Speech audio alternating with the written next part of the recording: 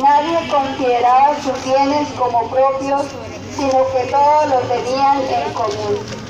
Los apóstoles daban testimonio de la resurrección del Señor Jesús con gran poder y gozaban todos de gran simpatía.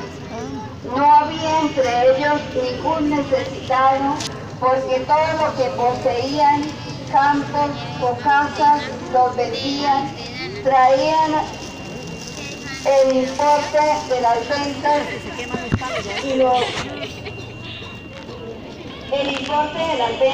y los ponían a los pies de los apóstoles y se repartía cada uno según su necesidad.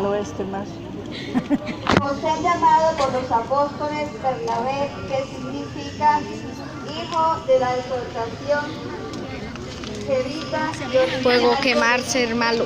tenía un santo, lo vendió, trajo el importe y lo puso a los pies de los apóstoles. Palabra de Dios. Ay, Dios mío.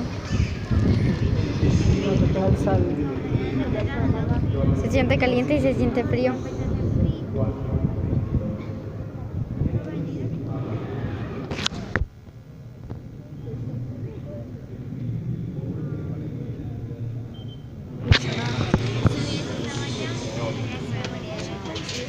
Él mismo hizo a pequeños y a grandes, y hace salir su sol sobre malos y buenos.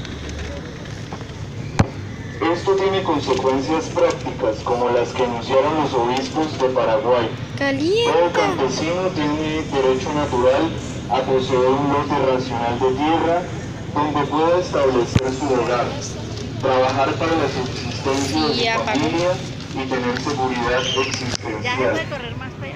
Este derecho debe